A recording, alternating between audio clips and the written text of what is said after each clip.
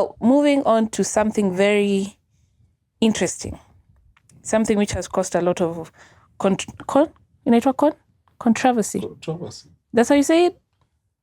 I guess controversy, yeah. To some extent. To some extent. Yeah. Is the AI. I didn't say artificial. It's Apple intelligence. Yo.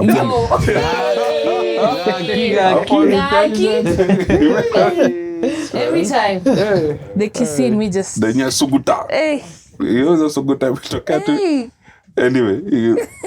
The Apple intelligence. There we go.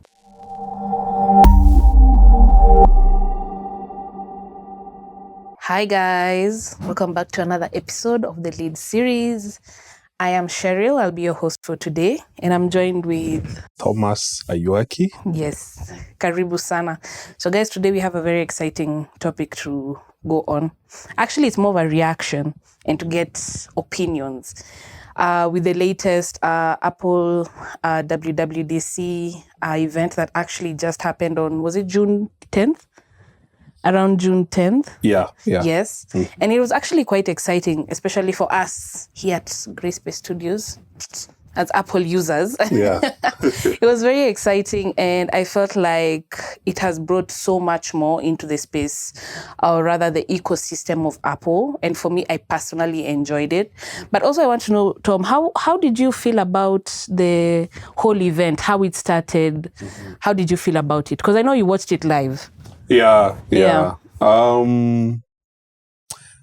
Similar to you, I think I enjoyed the entire process. Mm-hmm. It was a bit more cinematic than I thought, but again, it's a good thing. Mm-hmm. There's always an element of showmanship when it comes to Apple presentations. Mm-hmm. Mm-hmm. And even though I felt as if the vice president, mm-hmm. The VP is the guy with the silver hair and stuff. He was doing too much.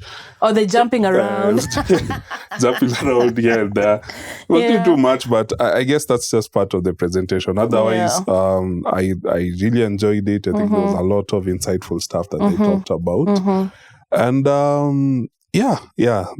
there's a lot to cover in this specific episode, but I'm really looking forward to it because, again, as you've said, there was so much exciting stuff that they talked about that, I think it's worth sharing with the team. Yeah. And one thing that actually caught my eye is how the event actually started with the way they came out jumping from the plane. Yeah. And then they were actually showing you what they're going to present on the Mac OS, the iPad OS, all that we're going to dive into as we start the episode for today. Mm-hmm. So actually, I'd like to start on the Vision OS. Mm-hmm. They actually released, was it the Vision OS in like about 4 months ago? Yeah. And now they've just come with a new update 4 months later. Mm-hmm. How are you seeing that now? So for me, I think one of the things that I was looking forward to hear from them, because again, it's been 4 months. Yes. And, in these 4 months, one of the things I was keenly watching was just the different user cases and how that was going to evolve. I think when they first presented it to us, I felt as if they anchored it not too much, but slightly above average towards the entertainment side of things. Yes, they did actually, which made a lot of sense because I think they usually do very well within that specific space. So I felt as if they concentrated a lot of their effort on the user interface and the entertainment value. So over the 4 months, I was just trying to keep track of some of the other things that they were doing with it, especially from the productivity aspect. Yes. And I think some of the user cases that came out very, very clear are things such as product presentation, the virtual workspace, I think through augmented computing is something that also came out very, very clearly. And within entertainment, specifically around is it immersed viewing? Yeah. Immersed photography and videography. I think those are the things that stood out for me. So going into this presentation, I wanted to see how they will build on that. Yeah. And kind of, just start also introducing the whole productivity aspect because I really think that there's a lot that they can be able to do around that space. So those are my thoughts maybe going into the presentation. And I'm glad to say that they didn't do a lot, but they didn't do much with the Vision OS. Yeah, but there was definitely some stuff even before the presentation that I was able to take note of, which I'm very, very eager to share with you guys. Around. Okay. So I think going into the event, some of the key things that stood out include obviously the photography side. So the fact that they've introduced an aspect of photography that allows people to share life-sized photos. That's very, very... You feel like you're just experiencing it once again. And I don't know, you can correct me if I'm wrong. I think they say that they're introducing a capability that would allow Vision Pro to be able to go through your past photos. Yes. Photos that you maybe shot with an iPhone, an iPad, or even... that's true. So it will be able to go through those photos and through some specialized AI model, basically convert them into spatial photo specimens. And I think the biggest feature around that is that now it allows for dynamic viewing, where you can be able to, based on your left or right view, you can be able to see a 3D, sort of 3D with a 4K photo display.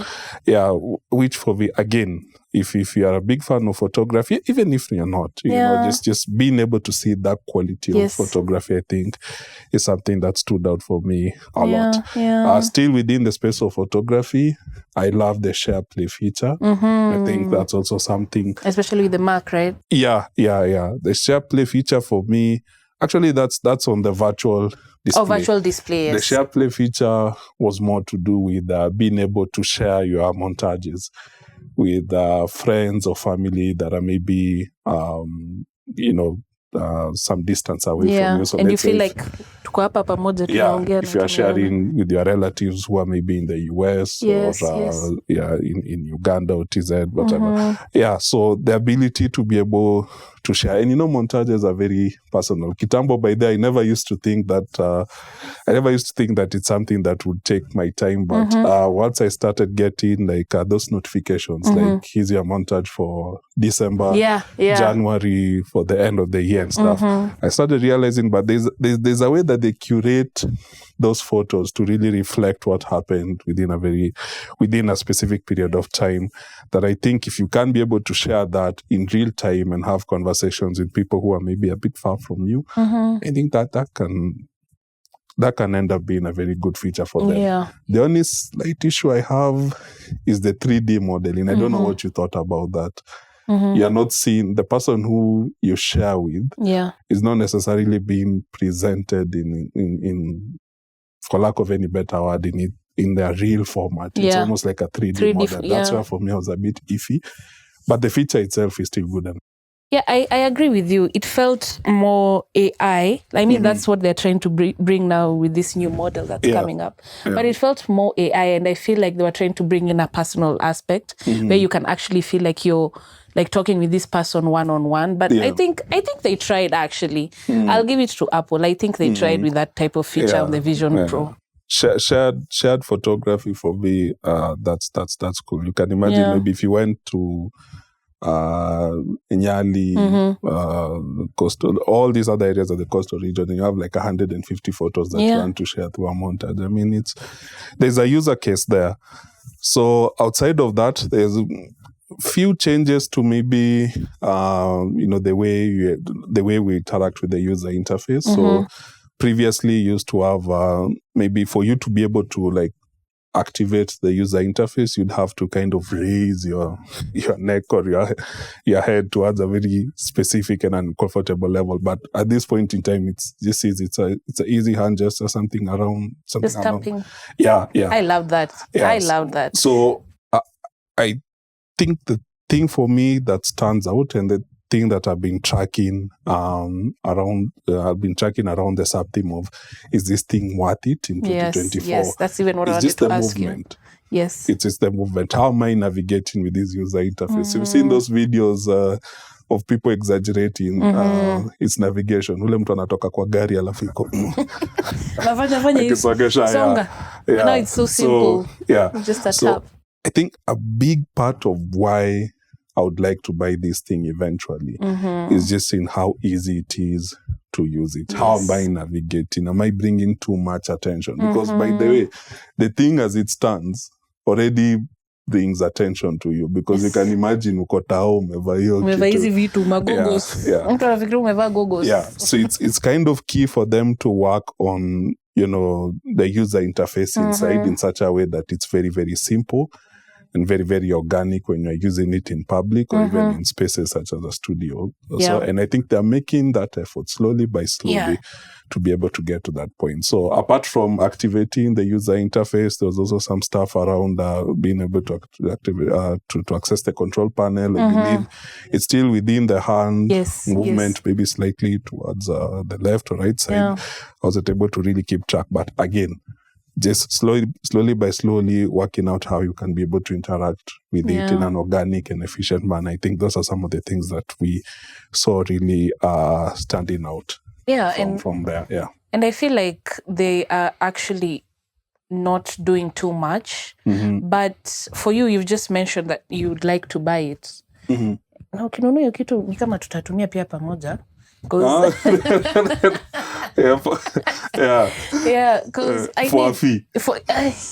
nitafika bay, nitafika by force. But also what I like is that they're actually trying to introduce it now to other 8 countries. In China, in the UK. And I think that's nice that they're trying to expand it. Lakini simtatufikia Kenya pia Apple. They need to. They need to get to that point. Although I always ask myself, do these zones really play any sort of role? Because by the way, if you want the device, you can get it. You can get it. You can get it. You can. Yeah, even today, if you want, you can get it. Yes. But I understand that, you know, obviously from a marketing perspective, you have to kind of segment and layer how you want to access all of these different markets. But yeah, for me, I think when it eventually gets here, in whatever shape or form that it will be in, I think it's something that I would want to kind of engage with. Yeah. What I'm hoping they do, though, before we go into the virtual display, I don't know if you're hoping for like an Air version. I know we're dealing with the Pro version. Yeah. Are you hoping that at some point they can be able to release an Air version? Definitely. Of can you say an Air version of Vision Pro? We literally. So how but a lighter version. Yes. Yeah. Because for me, 500,000, I think it's around 3,500. That translates loosely to around 500K. Yeah, Kenya shillings, yeah. With the user cases that they have now, I think... Is it worth it? It is to some extent, but I think they'll be able to reach a larger audience. Yes. If they release a lighter version. They should. Yeah, it's the same conundrum with MacBook Pro and MacBook Air. Yeah. Everybody knows that a MacBook Pro is definitely at the highest level when it comes to performance. That's true. Because a MacBook Air is where most of the population really exists when it comes to productivity and creativity, you'll find that 9 times out of 10 is the most popular laptop. Yes. Yeah, so I'm hoping that takes place. They should. Yeah. The other thing that maybe I'll just mention that kind of stood out was, the virtual display, the Mac. Is it Mac? The Mac virtual display. Yeah. And I think this is where, for me now, the justification now becomes more and more crystal. Because if you can be able to provide a device or a resource that allows me to transfer my user interface from my MacBook to your Vision Pro, to the augmented environment, then the possibilities are endless. Because if I'm being honest, I can imagine having like 100-inch display, fully immersed 100-inch display with around 3 or 5 different screens that I'm working on at the same time. That's what I'd envisioned with the Visual Pro, and I think if they can be able to continue enhancing within that specific space while still giving me the ability, the opportunity to work with my keyboard and trackpad, then that to me becomes a exponential productivity device. Yeah, because then I can do my scripting, I can do my emails on one side. I can also respond to different different things here and there that need my attention. And if I have a good closed space like this, najua tumefika level ya kuwa na ofisi zetu peke. I don't think so. We are getting there. We're getting there. But if you can get to a point where you have like a closed private space where you can just leverage on augmented computing, I think that's something that can really work. And I agree, because with that kind of display, there's so much you can do. Because imagine buying those 4 different screens compared to just having your MacBook and having your Vision Pro, still getting the same but even better display. The resolution is fantastic. Yeah. But also my issue is the pricing, Is it better to get the Vision Pro? You have your Mac. If you're an Apple user, I'm sure you have a Mac or something. Then now you just invest in the Vision Pro.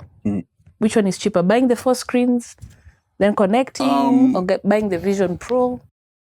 Yeah. So for me, and I'll pose the question to the production team as well, but I'll speak from my perspective.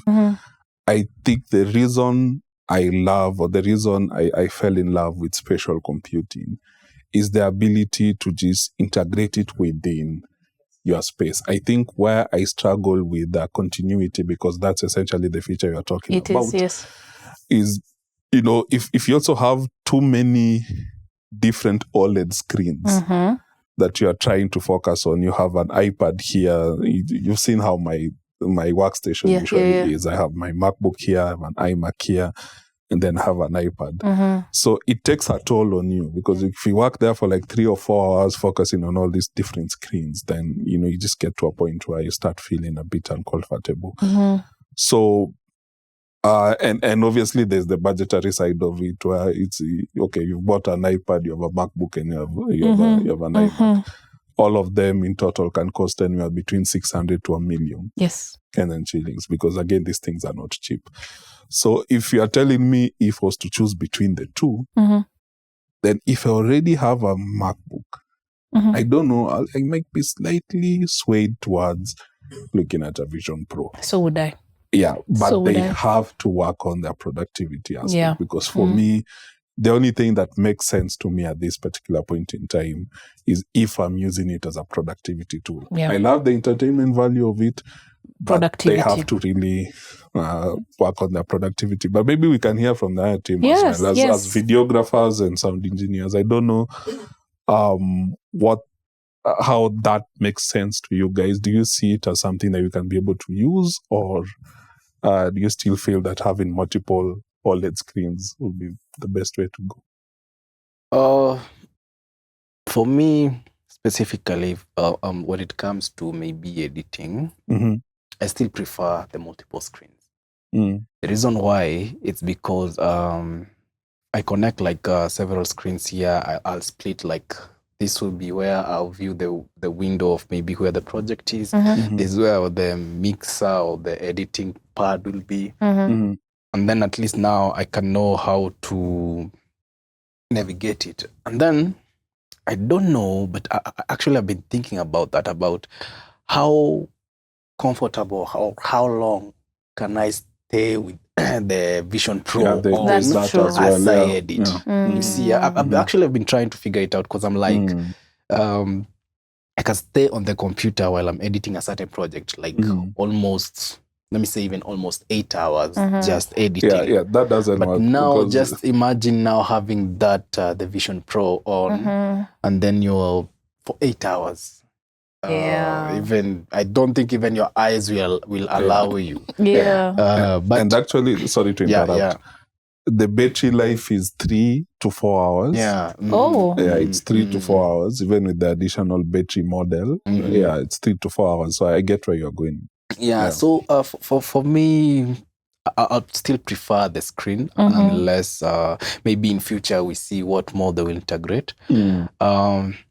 But for me, what I loved about what they have bring up is the collaboration between them with the DaVinci Resolve. Not DaVinci, that is Blackmagic, and then Blackmagic, which owns DaVinci. The reason why I'm saying DaVinci, because DaVinci is it's an editing software, but mostly, like for me personally, I use it for color grading.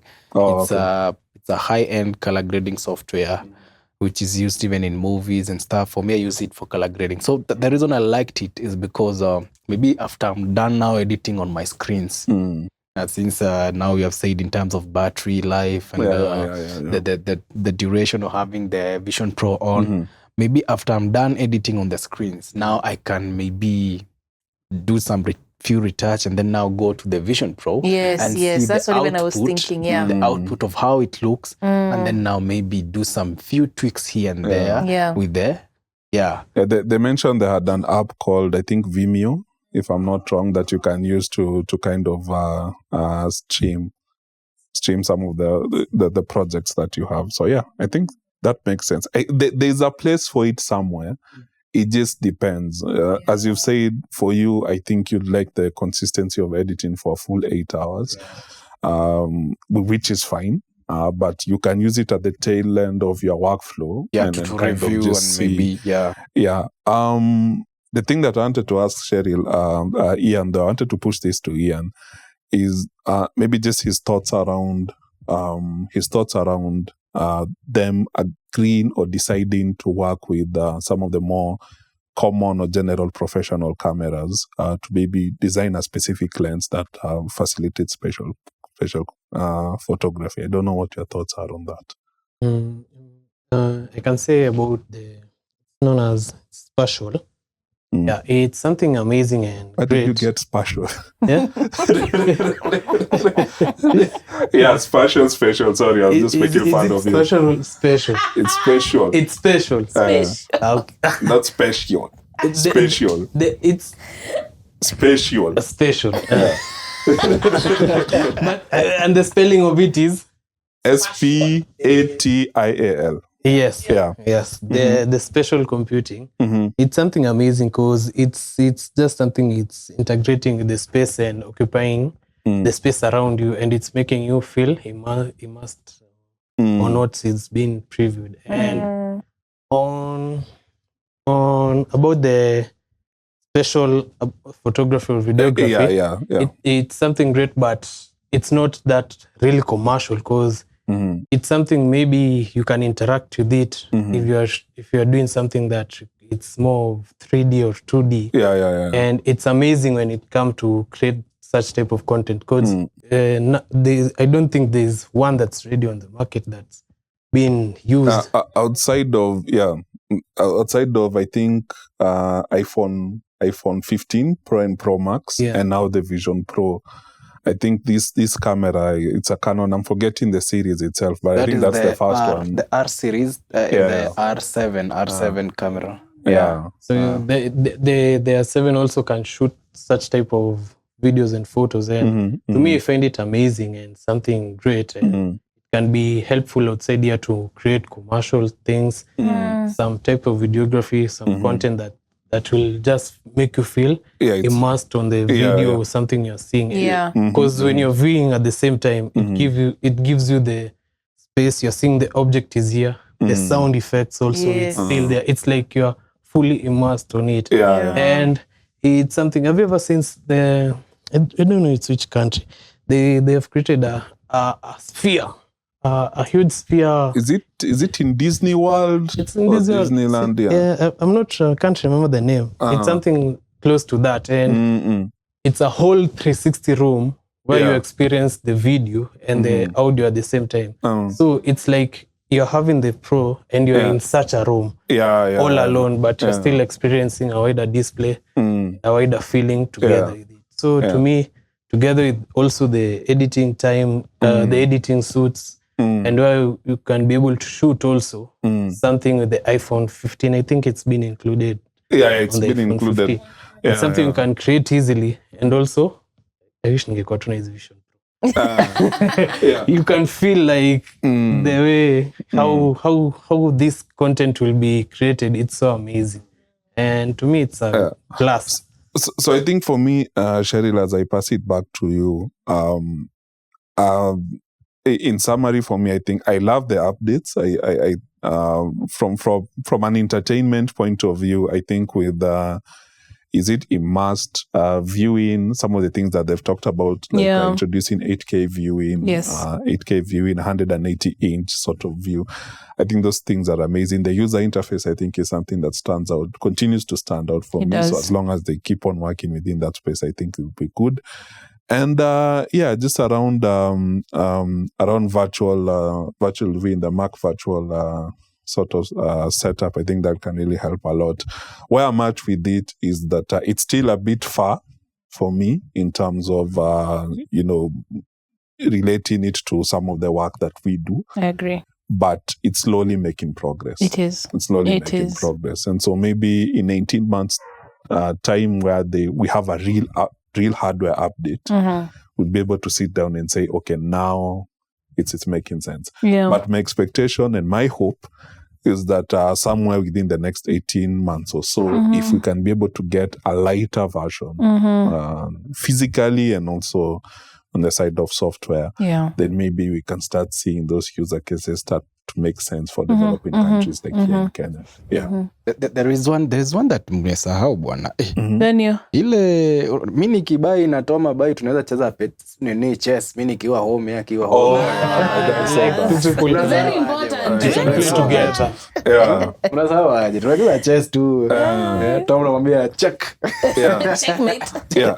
And that's why I'm pushing for them to develop like a lighter model. Because actually, small things like that, playing chess, playing video games here and there, watching, let's say, NBA, for example, or a movie on Apple TV. Those are things that most people would want to use it for. So if you can create smaller or lighter models, then you all of a sudden increase your customer base from maybe 25 to 50% market share, all the way to like 70. I agree. Yeah. Because I'd like to stay home and maybe play a game. Call of Duty Mobile hapo tuko pamoja tu. Hapo tu Need for Speed uko hapo. I love it. Yeah. I love with the effects together. Yes, exactly. Wewe ndio unaendesha hiyo gari hapo wewe. Yeah. But that's so nice. So aside from just the Vision OS 2, actually that's its name, Vision OS 2, they've also brought models to the iOS 18. So mimi kama iPhone user, I love it. At this point, can we just all admit everybody in this studio, I think, is on some sort of Apple device, and that's why I think we are passionate about all of this. Yeah. Everyone here actually does use Apple devices, and so with the updates on iOS 18, I'd say wamejaribu. Lakini kuna ka Android hapo kidogo, wacha tu niseme ukweli. Wacha tu niseme ukweli. Mimi nimeona ka Android hapo kidogo. First of all, waliturudisha type C. Remember with the 15? With the 15? Sasa pia kwa software ameturudisha pia Android. I mean with the home screen customization. I mean for us wenye tumezoea home screen imekuwa the same throughout. Mimi wacha niwaambieni ukweli, my first iPhone was an iPhone 8. Yours was a iPhone 6 Plus. 6 Plus. That was the first one. 5. Hii Buddha. Kala kapienga. Kale kanono. Jimmy launch na Steve Jobs. Hii hapa tu ndo yangu ya kwanza. Bas, na ni hivyo. Bora kila mtu ako kwa ecosystem. But I love the home customization. They finally brought that aspect in. Especially where now you can just move the apps and arrange them how you want them on your home screen. Android-ish, but finally you've brought it into Apple and we love it. And also where you can change the colors. The tint, the tint and everything like that. I really do like it. And the fact that they've brought it in sawa. Lakini was it worth the Android? hype? No. Did it need is it 3 to 4 minutes of demonstration? No. Yeah. It's a cool feature. It is. But mimi ningesema tu wangeacha venye ilikuwa. Me wacha personally I won't change it. Yeah, me personally singe change because the way it was more like any yetu. So tuko like tuko na something inaka Android hivi and it's a feature it was already available a long time ago.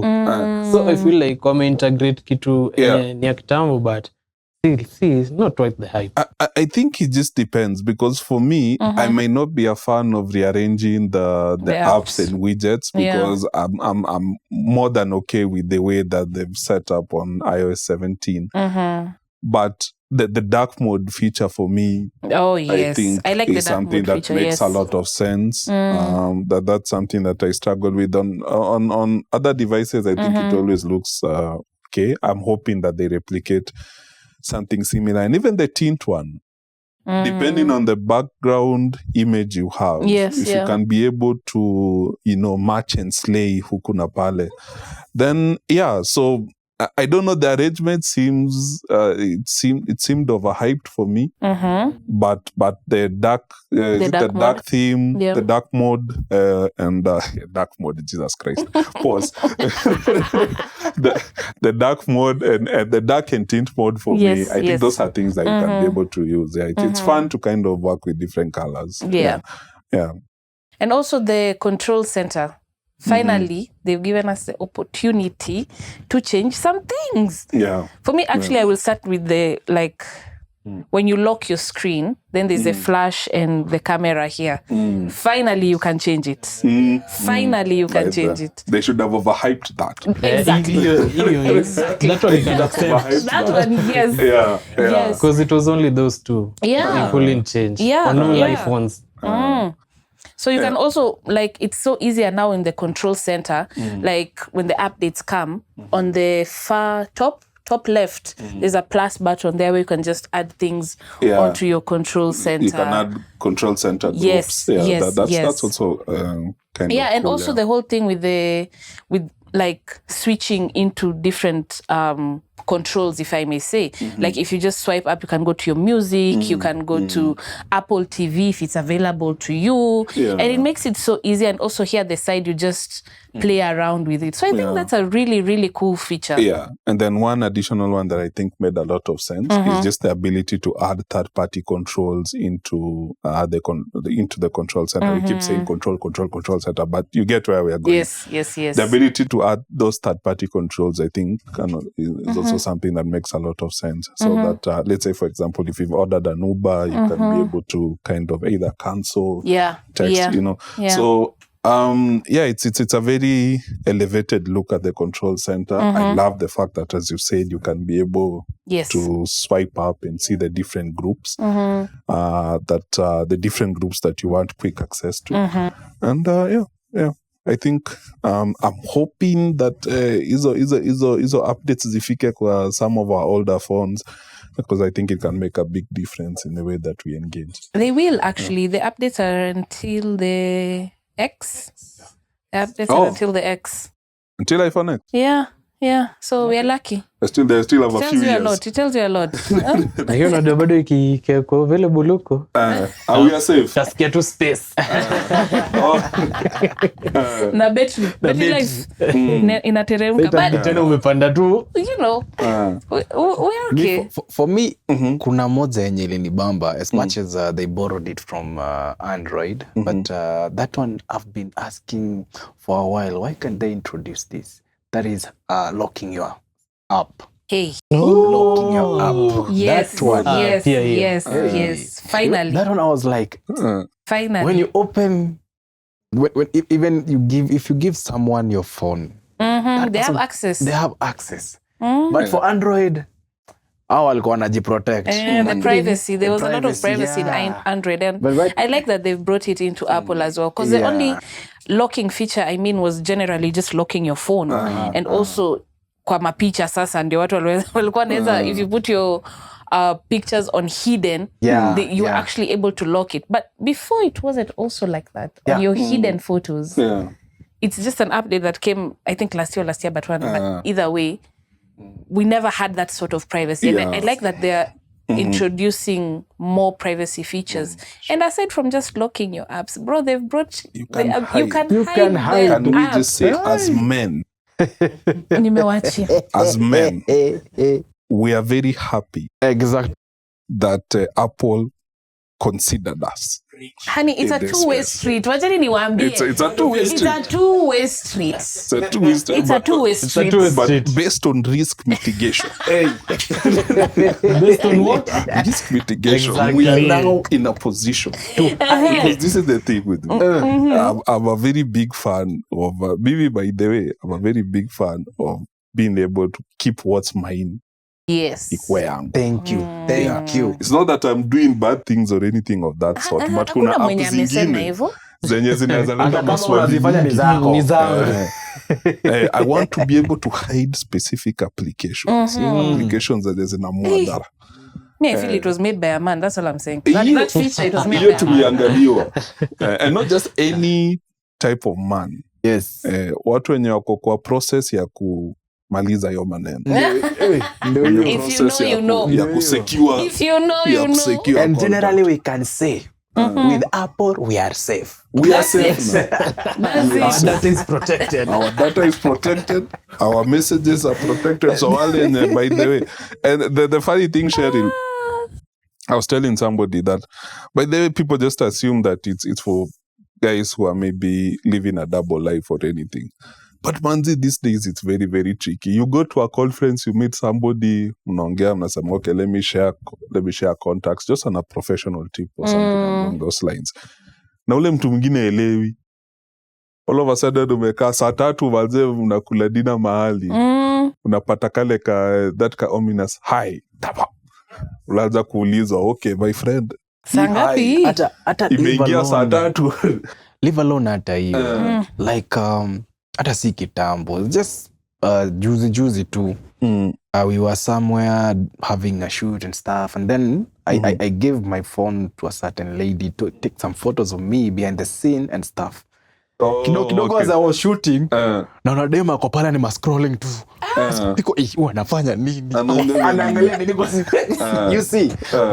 But niko 100% sure either alikuwa kwa messages ama photos. But you see now if you lock them, you have your privacy. Yeah, and it doesn't have to be your partner or anyone, but because that was a random person. Yes. It's just that we are having set pamoja. But you see now, me, I'm even shooting, I'm naangalia kando and I scroll to, I'm like, hey, what is she doing with my phone? Yeah. Some people are just nosy like that. But then speaking of that, let's just give a quick, there's something that needs to change. The history ya se kuchukua phone yako na kupiga selfie. Bas. It's called a selfie. Take your own phone na upige hizo photos. Yeah, idea, because that happens to me a lot, by the way. I'll go to a workshop and then mtu anyombe phone, ebu kidogo tu, wacha niangalie kitu kiasi. Sa kidogo ndo na phone iko hapo. Ishaanza kuchukua photo. So again, when you take, it goes to your photos, it goes to your cloud and stuff. And if you are sharing that cloud space, or if somebody has access to your phone, if it's your partner, then you have very difficult questions that you have to that answer. you don't know how you will answer. Yeah. Some of them. But I like the feature. The hiding, the everything. The locking. I love it. Yeah. Privacy wise. So mjichunge huko, mimi nishawaambia, mimi nishawashow.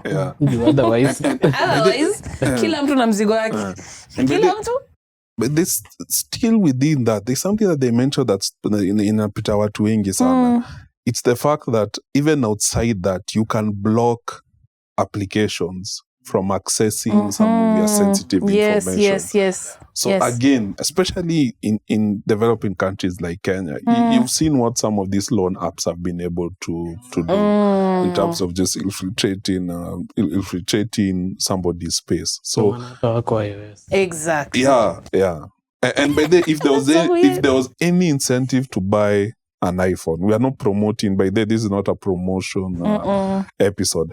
But if there was ever an incentive to buy an iPhone, there you go. It's the fact that you protect or you safeguard against access things that are as sensitive as contacts. Because we've had that call.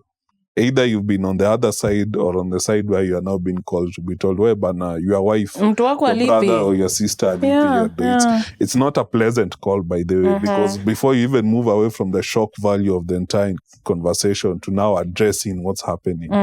Yeah, so I think I loved that about still within the hide and lock data features. I think that's something that's true. The protection. I think Apple is doing, let me say they're doing what they're supposed to do with protecting our Unaona hadi data. sometimes hata kwa phone ukitaka kuregister unakwambia hide email. Yes. Hide email, yes, You can exactly. use Hide just my email. another email, but not yours. Yeah. Wana protect tu zaidi and you still register something. Yeah. So I like that feature. But also another one that they brought in was the whole thing on the messages app. Now the tap back. Nakumbuka kitambo it was just ati kitambo. Sai bado kuja update. Yeah, but the tap back, like it was only bringing like a love heart, thumbs up, thumbs down, exclamation mark. It was just like 4 or 5. But now you're actually able to get more emojis, if I may say. You're able to react with more stuff. And also, when you're texting, you can also change the text format. You can underline, you can overline. That's kind of, it can that's cool. come out with an effect. Like normally for Apple users, if I may tell you guys, if you send someone happy birthday, like the whole screen just blows up and now brings like confetti and everything. I love that feature about Apple. But now that even in your text, it's bringing such features into the messages and making, your feelings are portrayed through your text. And I really like that feature. What do you guys think about that? Do you guys use your tap backs a lot? And how do you feel that they've added the... Definitely. I mean, tap backs for me are the simplest way to kind of just do a quick reply to maybe somebody's comment, joke or whatever. So that's something that I also use from time to time. The best feature though that I've seen is the send letter feature. That's the one. Yeah, that's the one that I think for me, because texting, by the way, is a young man's game. And so sometimes, by the way, most of my contacts, when you go and click, there's always like a draft. And that was supposed to send. There's always a draft in each and every number. So yeah, the send letter feature for me, I think, is something that stood out a lot. I love the effects thing, by the way. That effects thing, I think, is something that can really kind of elevate conversations in such a way that I don't know if it's they talked about also having it on the SMS side. I don't know if they're incorporating it on the SMS side. SMS as well, and also on SMS we can also see the read receipts and everything. So I like that. At least Android, the green bubbles, you've been considered. And also now they're bringing the feature of actually using the satellite. Yeah, satellite. Sisi wenye hatuna iPhone 15, ama 14. Actually, it's from 14. It's from 14. You can actually, if you don't have cell reception or anything, unatumia satellite to send a message to either anyone on Apple or even a normal message, an SMS. Yeah. I think that's different. That's different. But what do you think about that? I think it shows you that we are slowly moving towards that space. You're slowly moving towards satellite technology, basically taking over voice and data. I've seen a lot of success with data for them. I think, is it Skylink, the Elon Musk company? I'm forgetting the name. It's Skylink, or I'll remember the name later. But I'm seeing that steady movement towards satellite technology. Taking over when it comes to our voice and data. But even outside of that, I mean, if you can be able to secure an iPhone 14, that makes things significantly easier. But I know there's a catch somewhere. They're not saying there is a catch, but there's a catch somewhere. There's no way I can get unlimited messages via satellite. If you want to be okay, Buddha, kuna subscription, $2 a month or something. It can't be that free. There's something. It can't be that free, but. Yeah, it makes sense. Again, another incentive to kind of upgrade if you're on an iPhone 10, 11, 12. Another incentive to upgrade to an iPhone 14 and above. Yeah. Kama ni upgrade ni kwenda 15 juu twende. For me, I typically so that's the funny. For me, I typically upgrade 2 levels above. So like now I'm on a 12 Pro Max. So the idea will be to move probably in the next 18 months to a 14 Pro Max. Evo 2, so that I think the price range will always be anywhere between, I think if you get a good buy, anywhere between 110 to 140, possibly 50K. Yeah. Also, on iOS, there's a thing with the photos, and I think they're doing a lot with the Photos app as well, where now you see, like, normally it's Apple Chini, it's the library, it's the photos, it's the album, but now the photo grid is actually above, then your photo library is now just down. Wow. Now, the only thing that's being shown at the very bottom is just now like months, years, days, but everything else, it's very accessible. You have even days now. Yeah. Okay. Yeah, and I think it's a really, really good feature, making work easy actually. Especially now they're also, I think, you can correct me if I'm wrong, but they're trying to make it easier for you to find your pictures. Yeah. Someone who's had an iPhone for over 10 years, you can imagine the amount of content that they have in their photo library. Even me, I don't take a lot of photos, and it's already overwhelming. Yeah. So I think that's a good feature actually, making work easy. And I know we'll talk about a lot of AI. We'll call it Apple Intelligence. We'll get to that reasoning later, but there's some integrated AI features that can really help in arranging and accessing your photography and stuff. So I mean that's a nice step in the right direction. Yeah, that's something that I also was also okay with. Though I've forgotten, there's something around email as well. Oh yeah, where they can help you, like, your most important emails. Yeah. Oh yeah. Although it's That's a on nice the feature. artificial intelligence space as Yes, well, or Apple yes. Intelligence. But yeah, I think mail-wise, for me, categorizing them is kind of important. We are in a space where we send like close to 10 to 15 emails a single day. So if you can be able to decipher between maybe your work communication to promotions and transactions and stuff, I think, and also the whole that's fine. issue of giving a summary of your email. Yeah. I think it makes your work easier because you can have a very long email. Yeah. So Apple is doing all the work for you. Me, I'm not complaining. Najua tu nikwambie ukweli. Hata kama nimesema kuna Android kidogo, Apple is still Apple. Yeah. Apple is still Apple. Yeah. Yeah. So there's also a gaming mode feature. Before you leave that one, there's a specific one about photos.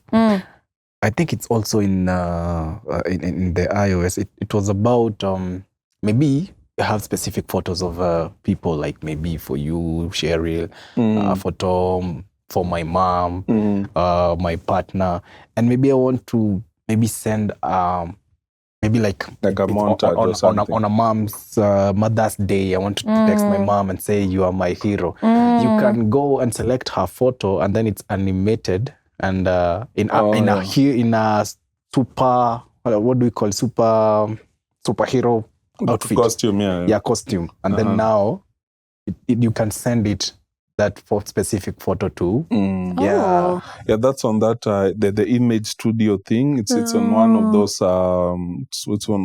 of those models, Apple Intelligence models. Yeah, but that's a cool feature. I think they as also well. say they have included it in message or something. Yeah, it's there. In message, yes, it's in Apple Intelligence. Yeah. So I was saying the whole gaming aspect, but I'm not a gamer per se.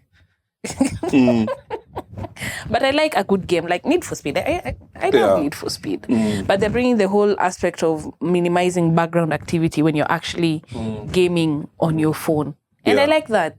The messages won't be popping up as much, and you're actually able to just immerse yourself in the game. Yeah. I know you're a gamer, if I may say. Yeah, how do you think this is for you? Proud gamer, by the way. Proud gamer, even at the tender age of 34.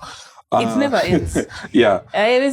Yeah. So I think that there are two things for me that they talked about that are kind of very, very important. Obviously, the first one is the ability to play high quality mobile games. I think why we've struggled with mobile gaming is that people tend to really scale down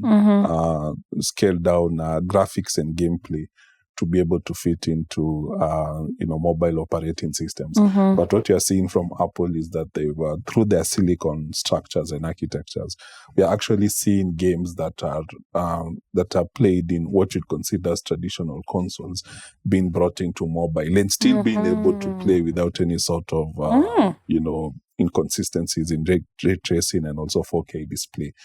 So Need for Speed is a very good example. That's a very high quality game, by the way. Yeah. It's a very high quality game. So to be able to bring it to mobile, I think is something that's very, very cool.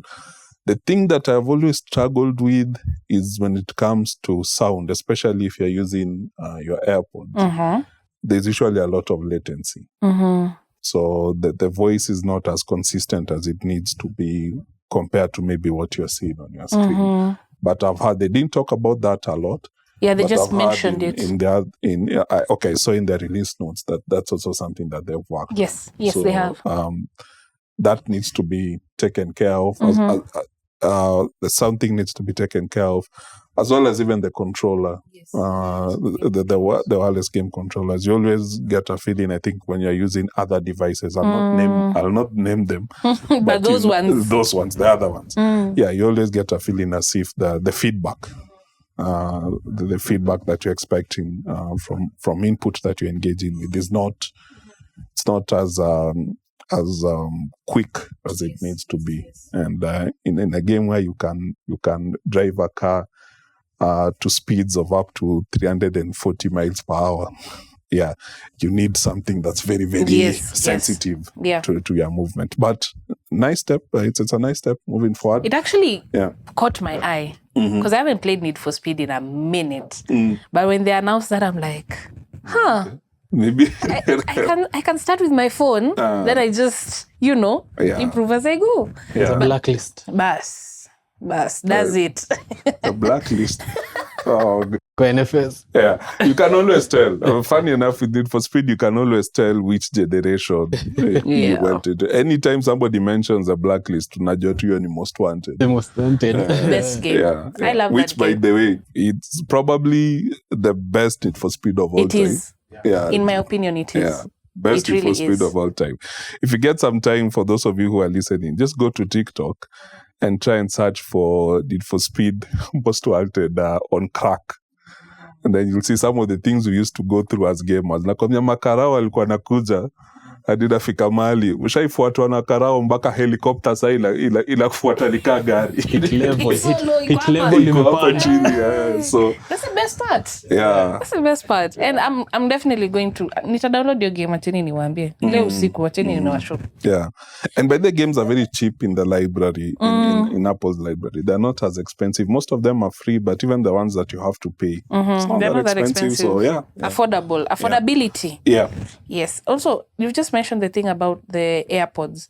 So I saw they have the new feature where it's now easy to interact with Siri on AirPods. So if you're in a busy, noisy place, there's a whole aspect of the voice isolation where you're able to now hear what you can speak without the outside I need environment. AirPods Pro. How much? Oof. When I bought mine, I think I bought them for around like depends on which generation, gen, because there is Gen 3. Depends which one you want. I need to check mine, but I think for mine I took them for around like 43, 45K. Yeah. And they've always been very, very effective. The noise cancellation and spatial audio for me has always been very, very effective. In fact, funny enough, when you tell somebody who doesn't, and I know, Ken, this is your space more than anybody else, but when you tell somebody who maybe is not that invested in sound, if you tell them that you're spending 45K on an audio or on earphones, by the way, it seems I think you're crazy. Yeah. It is normal. But when you start using them and start accessing some of these features like spatial audio, you've talked about voice isolation, noise cancellation. I mean, that's when you start seeing the value of some of these things. Because for me, just the ability to be able to move from noise cancellation to transparent, to it can actually make a difference. Because as kitembea tao na uko noise cancellation, my friend, gari inaweza kuja from uko nyuma, God forbid, na uski. So there are small integrities here and there. You've talked about noise cancellation. Is it noise cancellation or voice isolation? Voice isolation. Which I think can really help, especially if you are jogging around or if you're in town and somebody's calling. I think that can really help. So yeah. But now another feature, now this is where it blew my mind, is where now as I mentioned, you can interact with Siri in that if you're having, tuseme unatembea tao, mtu anakupigia, you don't have to remove your phone. Just Siri anakwambia, for example, Tom is calling, do you want to pick it up? You can either, nod yes or just shake your head no. So you're like, and they'll just hang up. They need to introduce a never. I never say never. Block that contact. Block. Yeah, but that's yeah. I like that by the way. Yeah. I also like that. They were introduced to never. Block or forward. Forward like you forward. Yeah. Piga block. Piga block. Wakenya tunakuangaje. Yeah. Oh Lord. Okay, so yeah, Apple is doing good things. So what I like now, moving on to another feature is another model rather is now the watch. Watch OS. Guys, I need this whole ecosystem. Mkinisikia hapa nikiuliza maswali hii bei ni ngapi? Natafuta hiyo pesa. Natafuta hiyo pesa nijenge hii ecosystem bwana.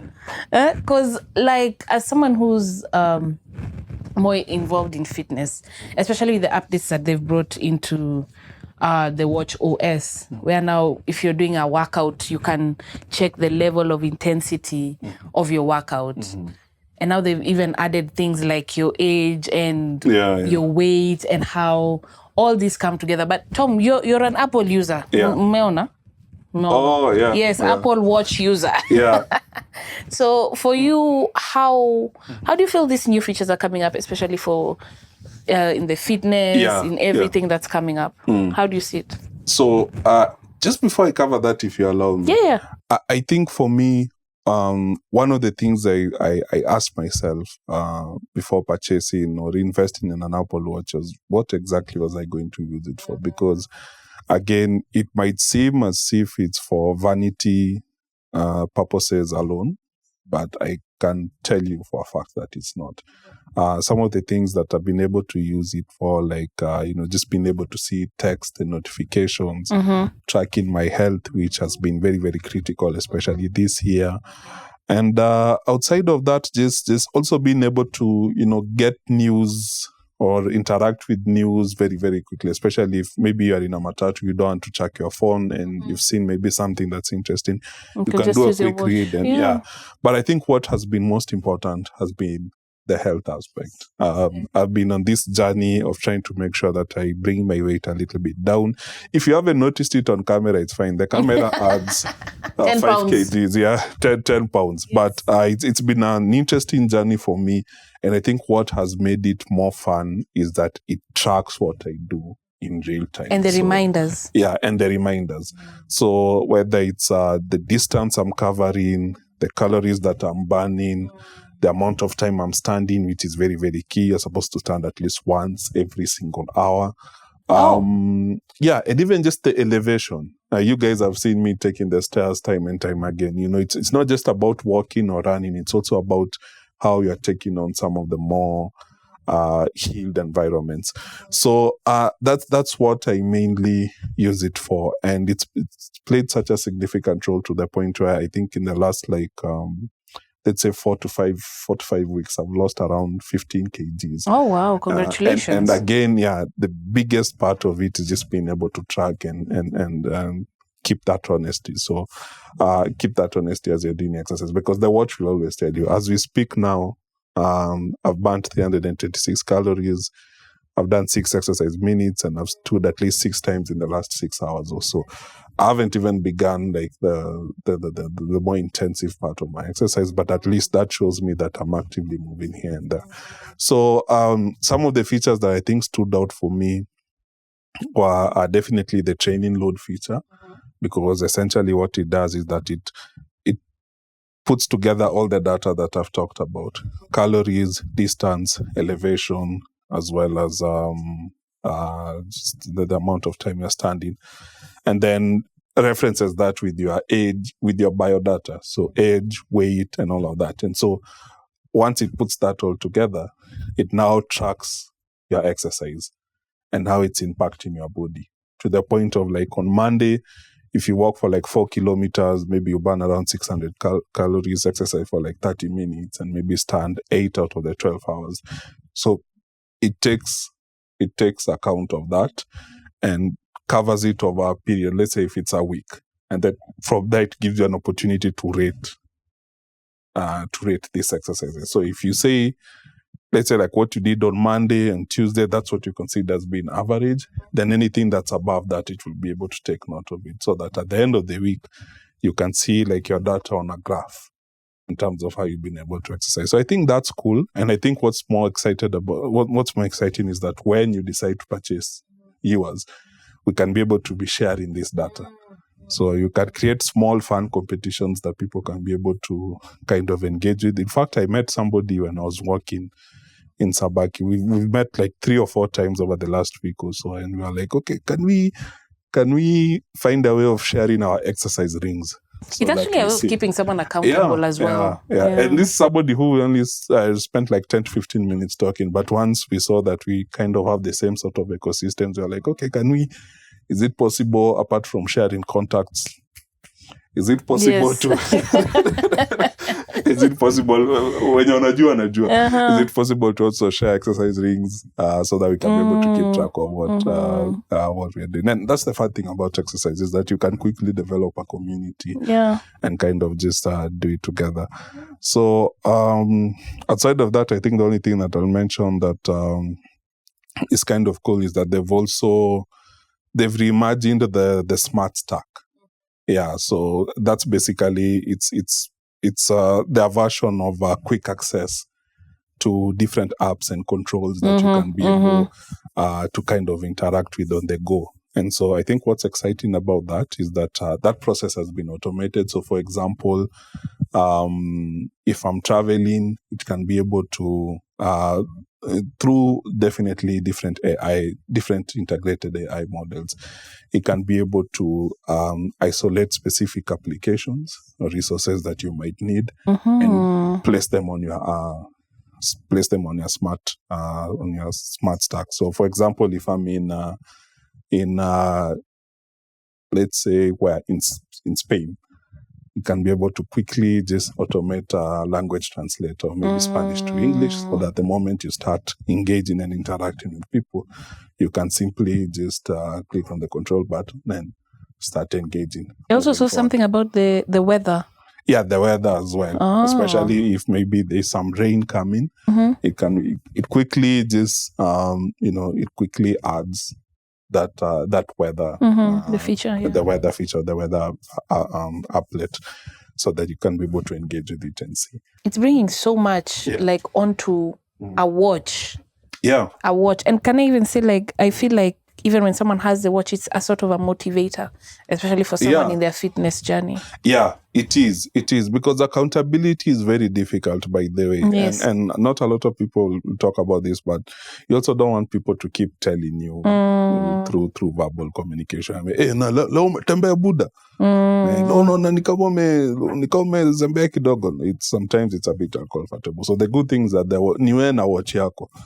So it will continuously alert you on some of the things as it has done now. I think it's telling me that I need to stand. It doesn't understand that I'm doing a podcast, but anyway, that's for another day. Yeah. So I love the fact that it just keeps you accountable of a period of time.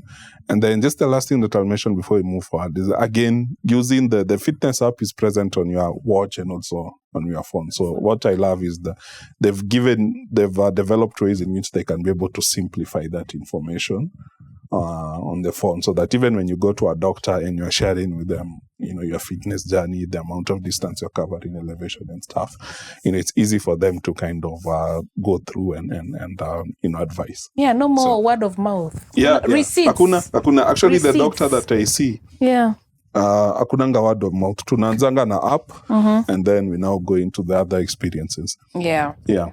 But I like that. Guys, nishawa show. By the time we're on our, this is the 9th episode? By the time we're on our 12th, takuwa nishanunua Apple Watch. Yeah.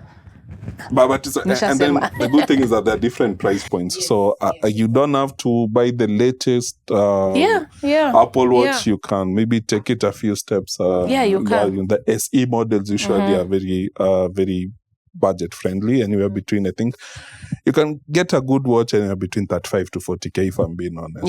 Yeah. So it doesn't have to be you buying the high ultra. You don't need, is it ultra 2 watch? You can start slow and then continue building. But for me, it's value for money.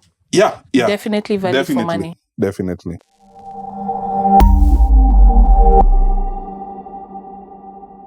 Also now, when we move on to the iPad OS, what I notice is that it kind of has the same features as the iOS 18, but finally, wameka calculator.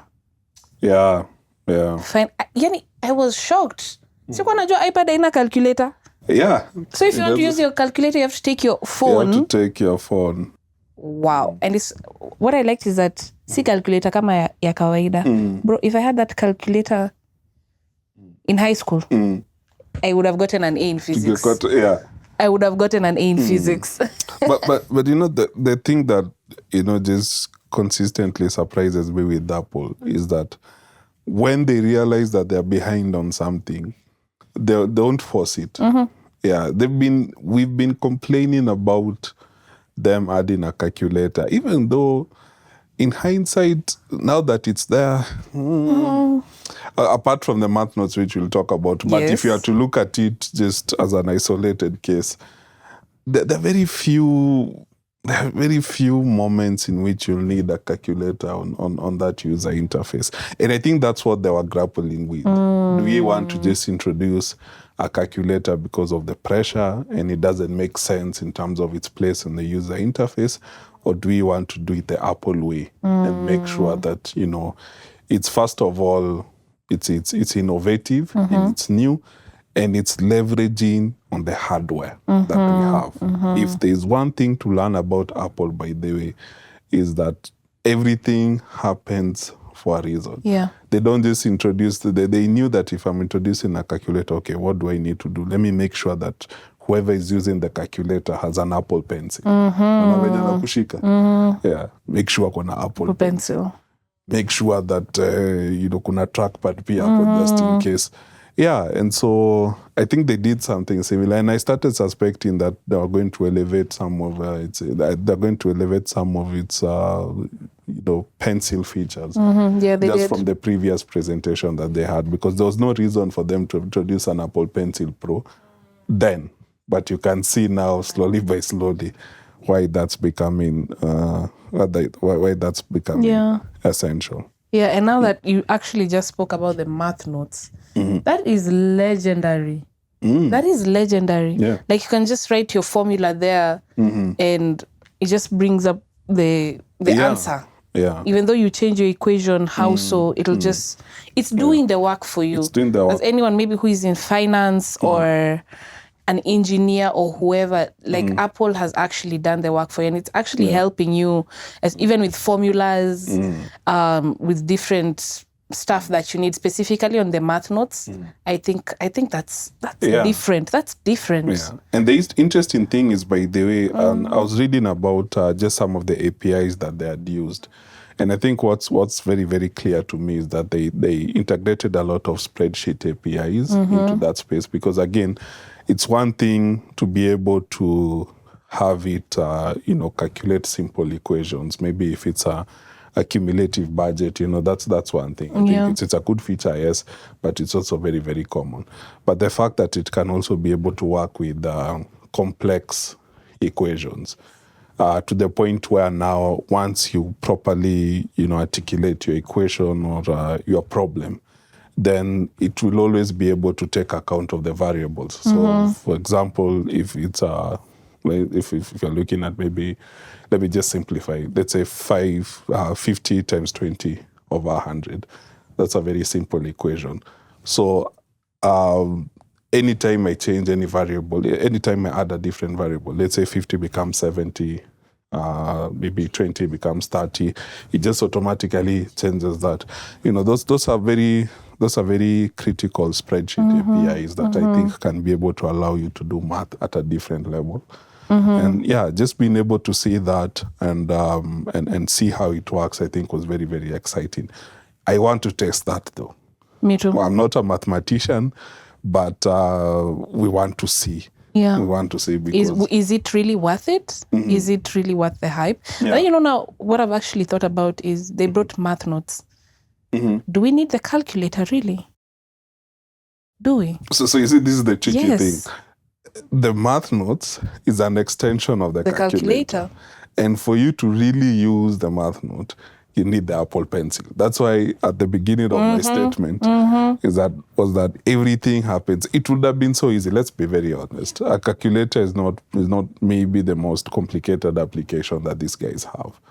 It would have been just easy to say, okay, now as we move to iPad OS 18 or whatever it is, we're introducing the calculator. But they didn't do that because they wanted to make sure that, look, I'm introducing this, but you need that to use this. I love it. And that's what they do. That's what they do. I like their reverse psychology. It's really working. Yeah. It's really working. Yeah, because that feature alone, let me tell you how I reacted to it in real time. I was like, okay, so if pencil, watch liangalie pencil how much. Acha liangalie pencil how much inside. Because you see the value in the math notes thing, and then you start asking yourself, okay, what do I need to access this elevated sort of power? The pencil. Now let's move on. Yeah. Also for another feature that they brought in the smart scripting. For people who are doing the smart script, rather, for people who are writers, novelists, even if you journal on your iPad, you need the pencil. You need the pencil. You need the pencil. Na hiyo pencil tutanunua. Itabidi boss, because I'll be very, very honest. This is where I'm at with the iPad, and I know we're having that discussion shortly. Yeah. I don't think it makes sense without the pencil. I don't think so as well. I don't think so as well. Whoever has an iPad and doesn't have a pencil, you need decoration to come. We throw it away. You need the whole You need thing. the pencil. In fact, I'm elevating the pencil to be slightly above the Magic Keyboard. Really? Yeah. Okay. Because just look at its orientation. If you add the Magic Keyboard, then all of a sudden it's a laptop, which we'll talk about. Yes. But look at its orientation at its core. It's a vertical device. In most cases, most of its features are specifically set for it to be vertical. And so outside of you looking like a fool carrying, and we talked about this with Iggy in a previous episode, where we have a 13-inch iPad now. So you can imagine having an entire 13-inch and you are still trying to press. It just makes sense to maybe have it on like a landscape sort of format. Yes. And then if you have your pencil, if you're writing something, you can just do it from there. So I'm seeing why a pencil will slightly be above a Magic Keyboard moving forward. So yeah, with some of the things that I've seen, even in is it Smart Notes? Or what's the name? Is it Smart Notes? Smart Notes. Yeah.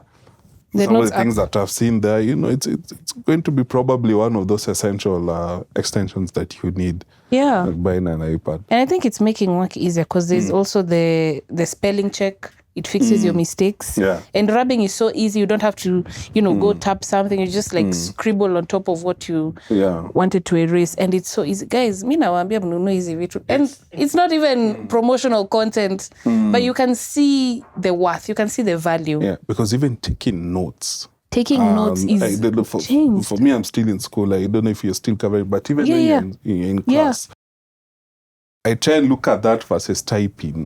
And it's just, typing can get tired. Yes, it does. Typing, it does. especially for guys who have maybe challenges with sight, which, as you can see, I think both of us struggle with it from time to time. Yeah. I just find it easy. If I can write, by the way, it's way easier. Yeah. I think for me that makes more sense. It's an investment. It's an investment, and I like it. So before I even bring up the whole thing with the keyboard, then we talk about its value add. I want us to talk about the Mac OS. Actually, it's called Mac OS Sequoia. Nimesema vizuri? Sequoia, yeah. Sequoia. I like it. And it has like same features with the iOS and iOS 18. And then what I really liked about it was the whole, the Windows. Okay, if you're opening the Windows, there's a whole where you can now, like, you see, if you have so many windows open at the same time, then you try to songesha hii kando, songesha. So they arrange it for you. Yeah. And then it guys, we kama una MacBook, mi sijui man. Tako isolate file base. But I get what you're saying. What I'm saying? Yeah. That stage manage feature again. For me, it just goes back to what we are talking about. We want devices that can be able to allow multitasking, multi-productivity streams. Exactly. Gone are the days where you want, there's just this one document that you want to kind of work on, or if maybe you're programming an application or a website, you want to have like different things here and there. Yes. Like for me, I'm a very big fan of kind of working and also watching like a series at the same time. From afar, but I'm the same as well. Don't tell our bosses. But anyway, so yeah, for me, those stage manager features I think were amazing, and the fact that it's semi-automated. So all I have to do is just move a file to is the left or right corner, and it automatically activates the stage manager, and then I can be able to arrange it from there. Yeah. So yeah, I think that to me stood out. The other thing that I also liked was around continuity? Continuity, yes. Yeah, yes. And screen mirroring. Hey, my friend. Screen mirroring. Screen mirroring.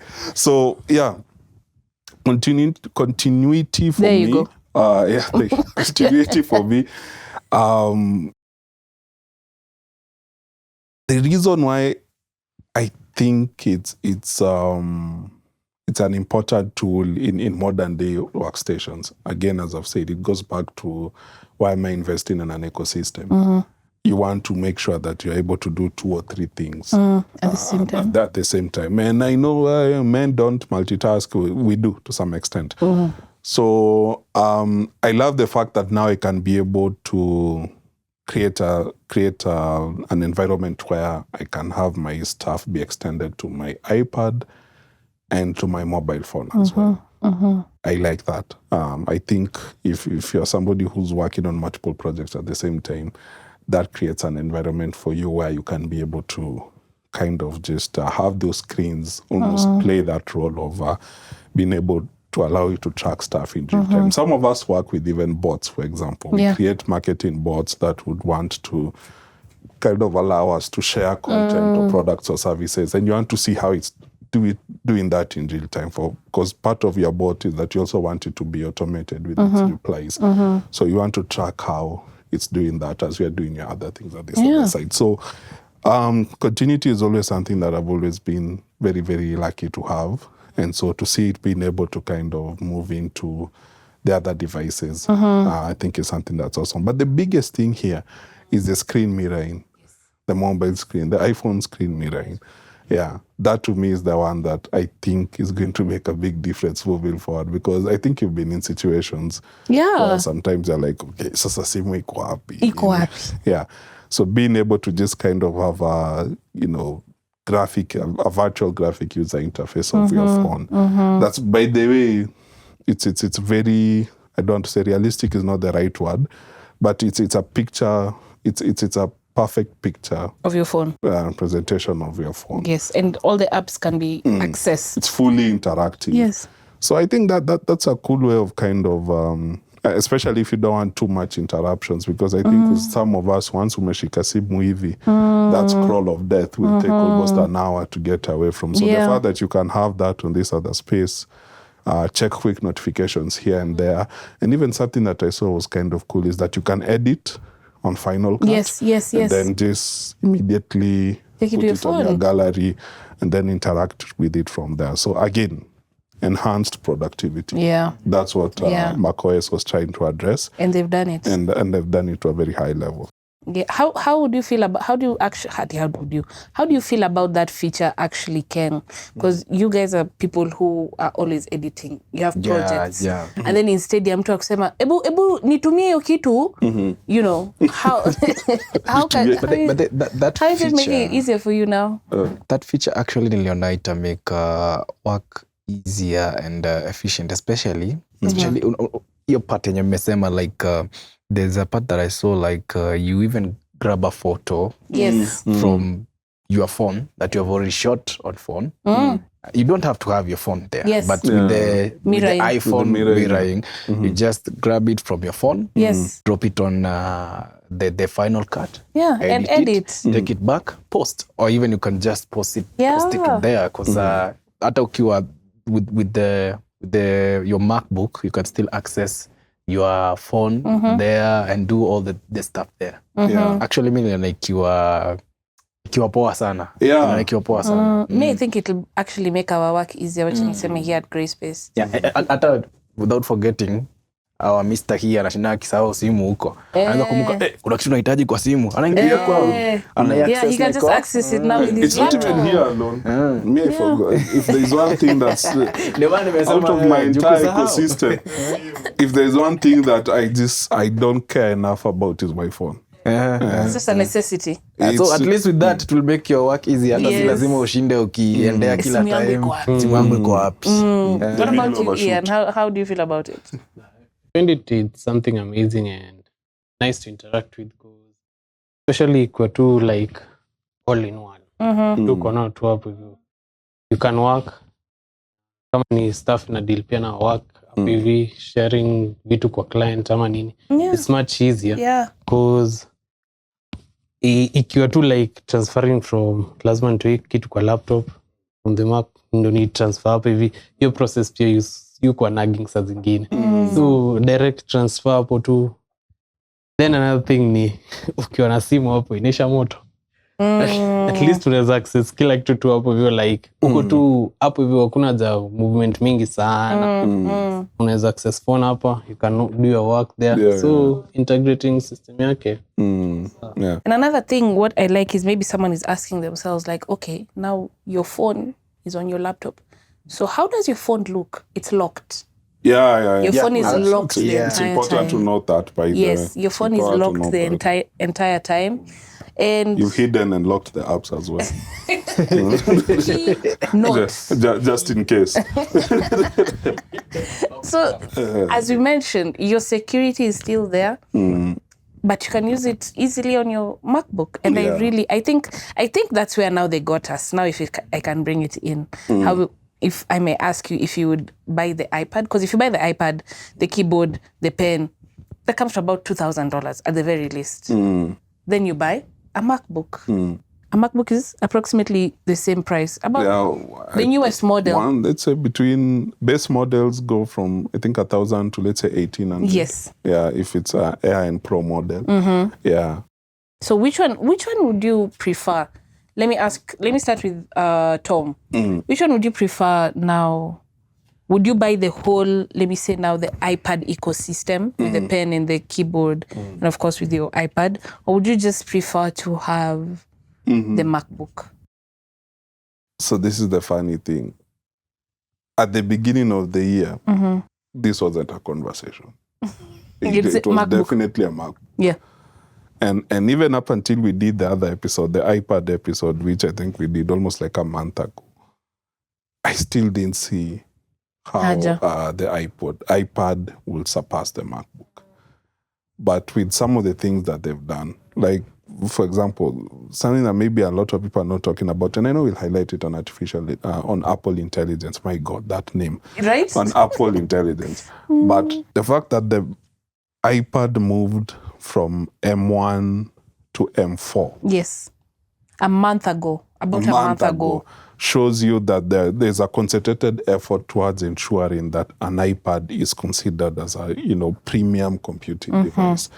So when you keep that in mind, and obviously that the value add devices like a Magic Keyboard and Apple Pencil, it's tough. I'll speak in my role as a programs lead. I think just for portability and enhanced productivity, especially with the pencil, I'm seeing myself slightly, sio sana, slightly moving towards an iPad ecosystem. Okay. Yeah, I can. If they continue, I think the only issue I have with them is that they need to work out their user interface. It can't be exactly the same as an iPhone. Yes, that one, yes. they need to figure it out. And I know Ken and Yan will speak about it from the point of view of some of the more complex applications that they use. So they need to create an isolated user interface for the iPad system. If they can do that, even if it's maybe small changes here and there, then I can see myself very, very easily. For portability and enhanced productivity purposes, I can see myself moving away from this and using an iPad. Okay. Yeah.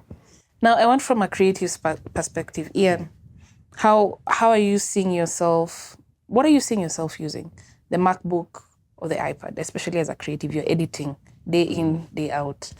I mean, with the pencil, you have easier editing ways. I mean, the MacBook has its own. Yani, utachagua gani? On my side, personally, I can say MacBook is not bad, but with the new features that the iPad has and some integration imeincludiwa, I'll go definitely. Me personally, naweza taka deal na iPad. Because on the creative side, that's 2-0 by the way. Just for the record. Continue. for me, on the creative side, doing the editing inaweza kuwa poa if watching the Magic Keyboard and having in a sync with the mouse. No, it has a trackpad. It has a trackpad. Yeah. If it has that, then because I've definitely not interacted with one, but I think from what people nafanya project moja hapo vile alinsiri. Because I find it easier for me to integrate with it. Beside video editing na bado other things they mufanya like animation and graphics. Using the Magic Pencil, drawing something, sketching something, and then in a move to the software. It's much easier rather than having the MacBook. Unatumia mouse ku sketch something na nini. It's not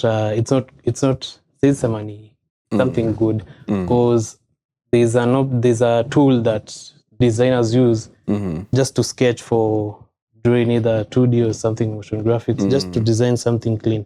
So you're making a case also for the Apple Pencil. Yes, the Apple Pencil, yeah. That's the thing, by the way. That's what you need to consider. That Apple Pencil is not...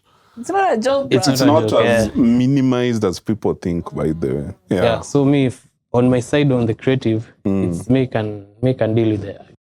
Okay. What about you, Ken? Usiniangushe. Either Joe, ndakwangu. Okay, for me, I'm still leaning on the MacBook side.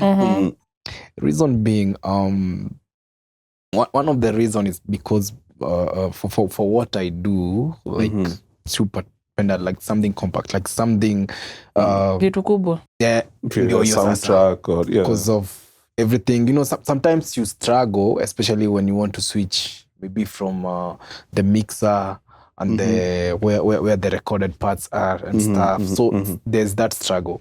But there's not even once, even the initial iPads, I've come across some friends using them.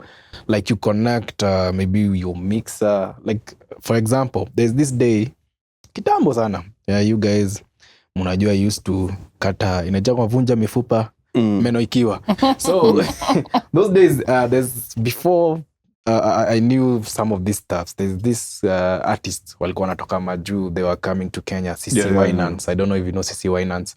They are some gospel artists. So they were coming to perform to Kenya. And then now, before when we were having rehearsals, they came with their own sound engineer because I was still interested with sound, but at that time sikuwa bado nimelearn a lot. So this guy came with this iPad, went and connected it to the mixer because the mixer was digital. Connected it, did some few tweaks on the iPad, and then saved na akatoka. Akaachia same mixer yao. So fast forward, when the event was after, now it was the time for the main artist to come on stage. Jamaa alikuja tu akashikanisha mixer yake, akaeka zile preset kwa ile mixer, and the sound totally changed in that place. Like alikuwa save kwa. So like I was amazed, like what did that guy do with that something? Because specifically what that was. But you're making a case for the iPad, by that's what I'm saying. Like there's some use in it, especially Kwanzaa, when it comes to also for sound, especially if I want to do maybe some tweaking on the mixer, touching and stuff.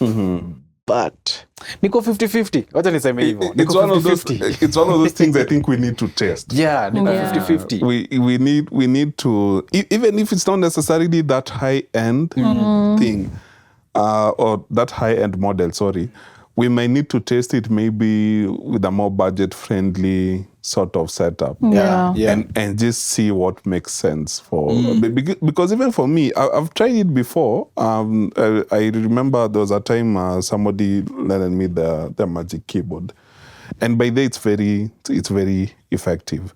But now I'm interested with this new untapped power, the M4 Silicon infrastructure, with now the Apple Pencil Pro, the Magic Keyboard Pro.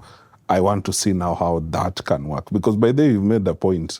The capabilities are there. It's just a question of how easy and organic is it when it comes to accessing. Yeah. The other thing that I wanted to mention before we forget, that's within the Mac. We are now making a case for MacBook. There's something that I think I'll not even risk and name that operating system. In Unita, Sequoia. Yeah. So the other thing that maybe we need to quickly just give a flash update is just around the fact that, again, they've been able to, through Metal 3, which is graphic and ray tracing software, they've been able to elevate gaming on laptops. Gaming on laptops is always a very difficult thing to do. It is. Because of this loss of Ian, is it called pixels? Loss of pixelation here and there. Maybe the graphics are not rendering. Stretch as a game and you are playing, and then all of a sudden on a screen there are certain aspects within the screen that are not as clear. So that's why we struggle with laptops. But through Metal 3, I think we are able to see now that it has literally taken gaming into the next generation, which is amazing to see. And then apart from that, there's also obviously the gaming toolbox, game development toolbox. I think we're getting the second version now.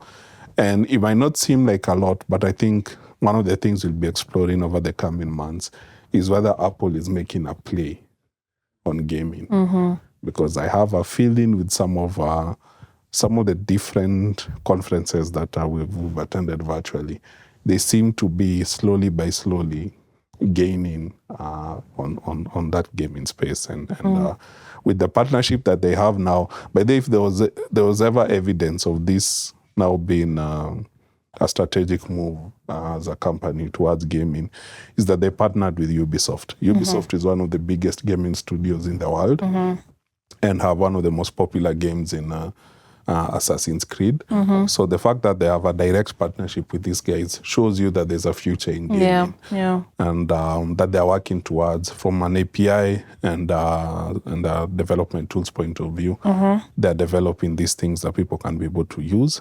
And they're also working with active studios as well in making sure that their catalog is also accessible. And the best thing, one thing that they're really pitching, that they're really getting people involved with, is the fact that I can play the game on my iPad, iPhone, and laptop. That's very, very big. Very, very big. So we'll see how that continues to develop, the entire ecosystem, actually. Yeah, that's something that even as we speak now, Xbox is struggling with. PlayStation hasn't quite figured out how to do it, because whatever that PlayStation portal is, it does not work. And yeah, Nintendo does it from time to time, but you can always tell that there's a difference between their mobile and their handset or and desktop modules. So yeah, I think it's a good step forward. I'm interested in seeing how that develops, but yeah. All I think it's a big aspect, especially to bring in the gamers. Oh, the gamers are excited because they've. I feel like they've integrated everyone. They've brought in the gaming aspect. They've brought in the creatives. They brought in some aspects of productivity, continuity. Yeah. So Apple is evolving. Yeah. That's all I can say. Slowly by slowly. It's evolving. Yeah. And more people are moving to Apple. Iyo ecosystem, lazima. Mimi nimesema, guys, tuagane hapa kama lead. Ecosystem lazima. Venye inafaa. Does it. Yeah. Now, moving on to something very interesting. Something which has caused a lot of controversy. That's how you say it? I guess controversy, yeah. To some extent. Yeah. Is the AI. I didn't say artificial. It's Apple intelligent. Yo.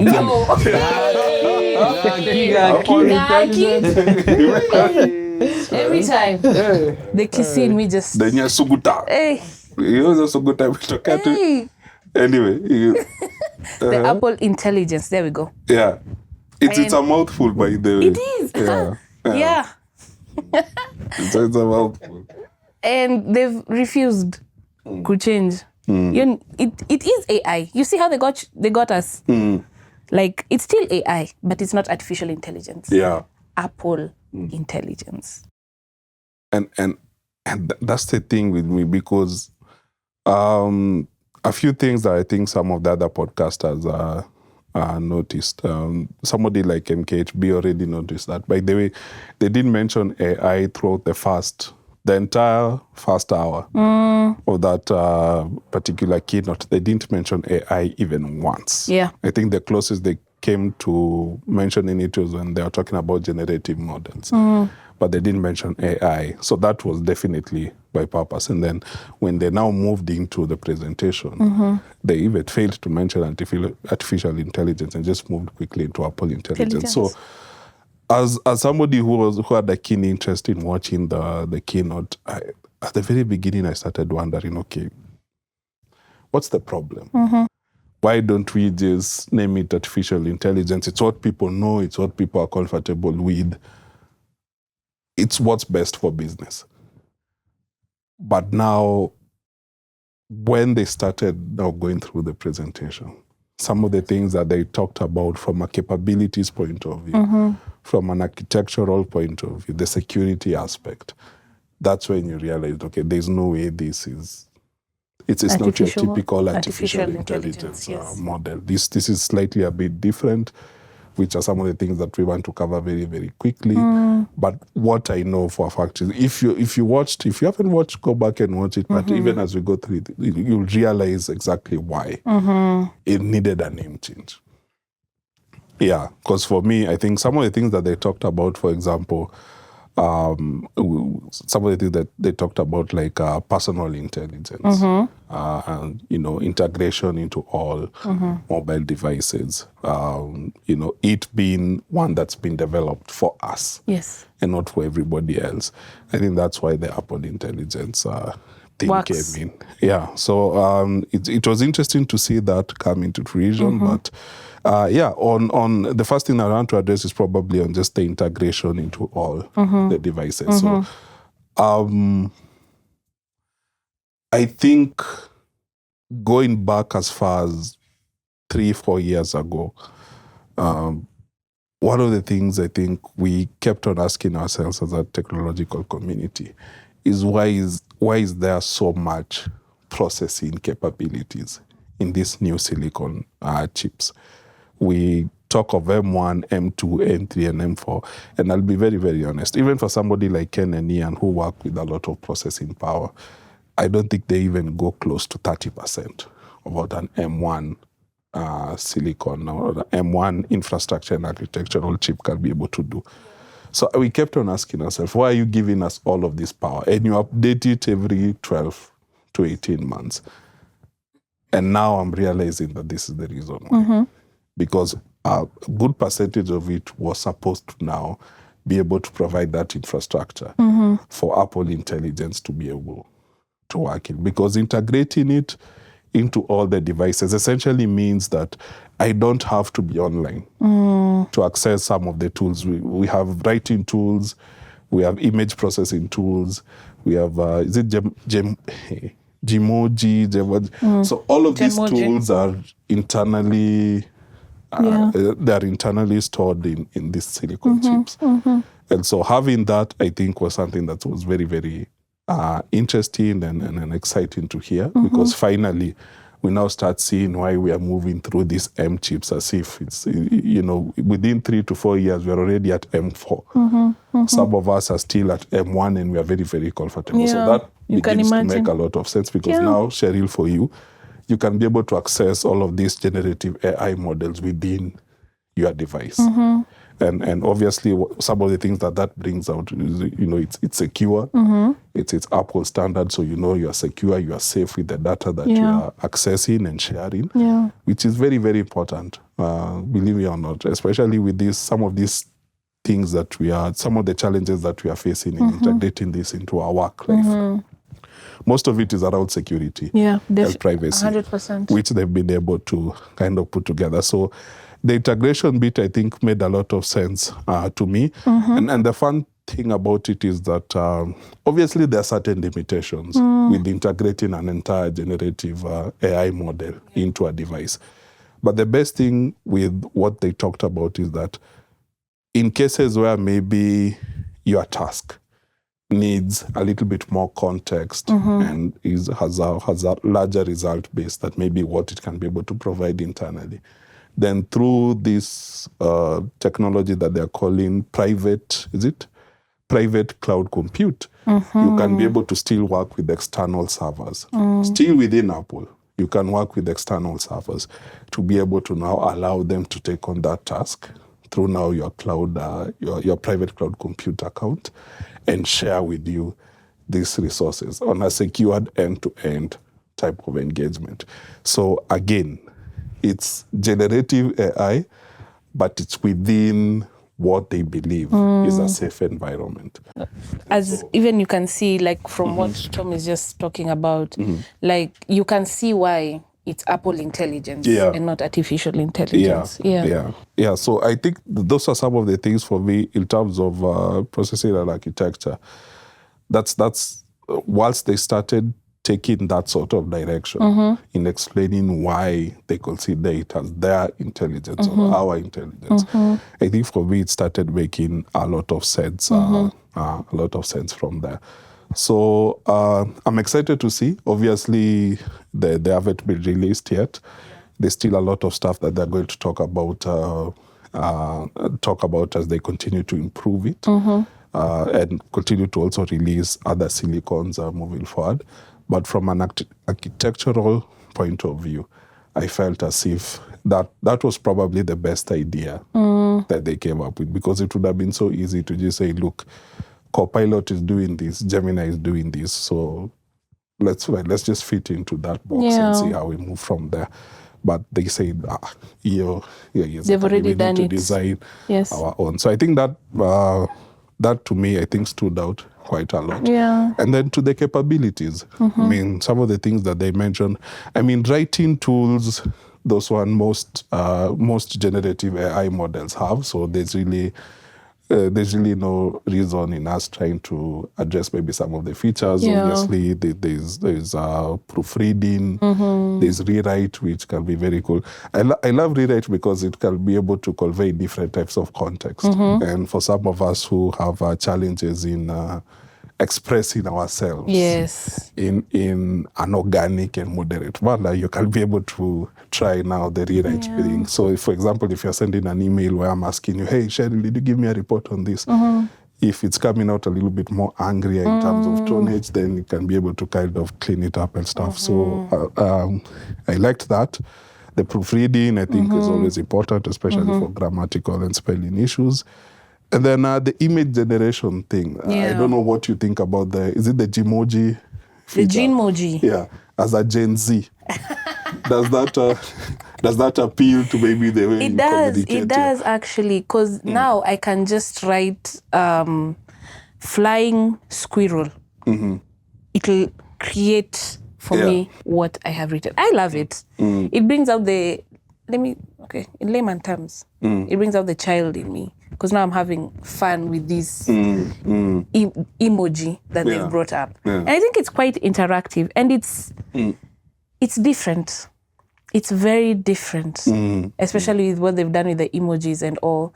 So you can write literally anything, like a drumming monkey, and it'll come up. So I like it. I'm enjoying it. For me, I would like to kind of use it a little bit more. I'm not that creative with emojis. I think I use around 3 or 4 emojis. The basics. The basics. So it's kind of interesting to see how people will be, because we'll again, be using it. Most of it is just to react, instant reaction to some of the things they're saying. So I'd like to see how people kind of leverage on their creativity to kind of do that. And I think that's what they wanted to essentially achieve here, just to get ways in which people can be able to engage with their products just a little bit more. So I think that's also something in terms of capabilities that stood out. I know we'll talk about Siri. And then the image generation one. So the fact that I can be able to create 3 different types of images. So this is, I think, illustration. I can do an illustration, an animation. And what's the third one? There are 3. Animation, illustration, and sketch. Yeah. What do you think about that, actually, Ian? The whole new feature of the image. For me, it's like text to image, but giving you just some different angles like illustration, sketching, and the art. But it's something useful, and you can use it just to handle conversation, or maybe you just want to share something funny on the internet. It's something creative just for fun, we can say. Entertainment. Yeah, entertainment. Yeah.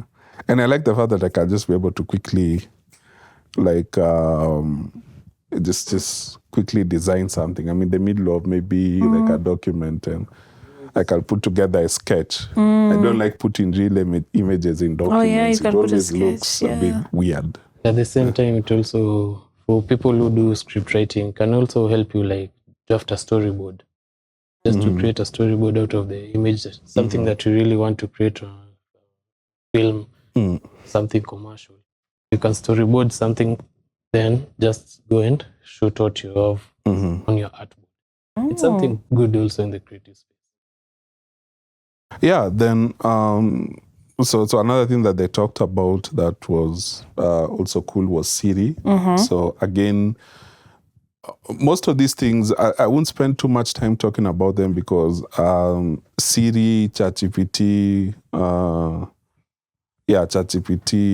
Gemini to some extent, I think they operate around the same sort of features. So I think the things that really stand out is just the fact that physically it has a different way of displaying itself on your screen. Yeah, so it's not the bubble. The typical thing at the center to now a more wide range. Sadly, it will only be there for, I think, is it Apple 15 and moving forward? So that's a bit weird. I think they'll need to kind of do a bit of public interfacing around that to see why they decided to go that way. Other than that, I think just having a virtual assistant now that relies a lot on context, memory, is able to capture different aspects of your conversation. You know, you can have a conversation with somebody and in the middle of it, maybe change your train of thought. It's able to capture all of that, which I think was something that it's now closer to what we want to do with AI. And I think that's why for me, you know, ChatGPT has always been a very powerful tool because I don't have to figure out how to frame my English in such a way that it understands. I can be able to start with a train of thought and change it in the middle and still do capture it, what it is I want to say. So I'm just trying to check on other things maybe that were mentioned that were very critical. The fact that it's now integrated into your device, makes it easier for you to learn on how to do specific tasks. So, for example, if there's a application, if there's a feature on your iMac or your iPhone or iPad that you're not quite sure on how to use, then it's been integrated with close to, I think, 100,000 inquiries that can allow you to kind of figure out how to use. Even if you don't know the app by name, you can be able to ask it and it will direct you. So that's kind of cool. And again, it goes back to what we've said, where integrating it into your own software or hardware has its own benefits. I think that's the one that particularly stands out. And then, just screen awareness. Screen awareness, I think, for me was also something that I felt was worth talking about because, again, if there are certain aspects, certain fields that you're feeling that maybe can be able to borrow from other resources that you have, I think that's cool. If I'm booking a ticket, let's say, and I have my information or I have my data somewhere, instead of, again, looking for all that, it can just quickly transfer and automatically fill. So, I mean, there's a lot we can't be able... My thinking is that for Apple Intelligence, we might have to have like a different episode. Yeah, we'll have to have a full episode, look at what it means for consumers and developers as well. But so far, so good. This is the first sort of attempt to dominate this space. And if they've started like that, then the sky is the limit. Yeah. And by the way, with all of this, we haven't even mentioned the most important thing, is that they've decided to partner with ChatGPT. That, to me, is, I think most of the reactions that we saw online were of Gemini and Copilot losing the battle in this early stage. Because we all know that ChatGPT is the standard. It is. And the fact that Apple was, transparent enough to admit that and say that, look, we'll integrate you into this private sort of space and allow. And by the way, it's not automated. I think there's an option to use it. Yeah, if you feel maybe that a task can be handled a little bit better by ChatGPT, you can be able to turn on the nodal and then it will access now from there. And the best thing about that space is that it doesn't require you to open a ChatGPT account, by the way. You don't have to have an active transcription. A transcription is around, I think, 3,000 to 4,000 Kenyan shillings, the one that I'm using. So it doesn't require you to do that. You can actually access these resources for free if you have an iOS 18 and above. So, I mean, they're in such a space where they're working with the leading industry player. Yeah. They're giving this industry player access to the entire Apple ecosystem. And so it's going to be exciting.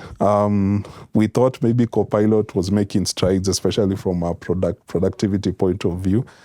But now with the partnership that we have between OpenAI and Apple Intelligence. And Gemini also dropping the ball. By the way, some of the things that they talked about, we tested with Ignatius over, I think, the last 3 or 4 weeks. Yeah, there's a problem there, which we'll address when the time is right. Apple Intelligence, first try. I'm happy. I'm excited about everything. Small issue is maybe just them limiting it to iOS 18 and above, and then on the hardware side, iPhone 15, and I think, is it Mac, same, whatever that term is. Yeah, a few issues. I'm not particularly a fan of incentivizing people to spend more on hardware to be able to access artificial intelligence, because I believe it's for everybody. But outside of that, I'll probably give them a 7.5 out of 10 with a lot of excitement for what's going to come for the future. Yeah. And I think it's a new step for Apple. I mean, yeah. Probably all outside aspects. of spatial computing, Yeah. the most significant step that Tim Cook has led the company through. Yeah, and I feel like people had some opinions, especially about the Apple Intelligence, and especially with how now they're partnering with ChatGPT, saying if they can't create their own, does that really mean that what they're doing, like kazi yao ni kazi yao, ama don't they have the enough resources, or don't they have the capability to create their own, that they even had to go and partner with someone who's already in the game, that is ChatGPT. But anyway, you know what? I feel like it's doing what it's supposed to do. It's doing what it's supposed to Yes. do. And that's why it was so important to position it as Apple Intelligence. Yes, I agree. So that you can still own your product, but also be transparent enough with your users to say, look, it's at the beginning of the cycle. We want to work with an industry leader, figure out how that works, and then see how we can be able to holistically. Because artificial intelligence, Cheryl, it's not a joke. In terms of its requirements from an infrastructure and architectural point of view, it's something that you kind of have to commit 100%. Apple is not in a position to do so with some of the developments that they have. So starting from that point of view, and by the way, they are non-committal moving forward. I don't know if you guys noticed. They are non-committal on OpenAI. They didn't specifically say that that's going to be the partnership moving forward. They were open to working with other generative AI models companies. So that tells you that they're in the process of learning. Yeah. And then once that moment comes, just like with math notes, kuchapa kila mtu waende nyumbani, and then they dominate the space from there. Apple. So exciting times for Apple. Loved the presentation again. I did. And we are just eager to see now how we are going to integrate these things into our day-to-day. Yeah. I think Apple has done what it was supposed to do with the new updates, the new features. And as I said, washani convinced. Unaona, nilisema nitanunulia Ian hapa iPad, usijali. Ian nitakununulia usijali. Tutatumia. Hiyo lazima tutumie. Lazima create content. We are documenting, segmenting, and creating a reel. Yes. Out of that, so that it's on record. Yes, guys. So I guess that brings us to the end of our episode today. I hope you guys really enjoyed it. Don't forget to like, share, subscribe, leave your comments as well. Let's interact. And we'll see you on the next episode. Bye. Bye.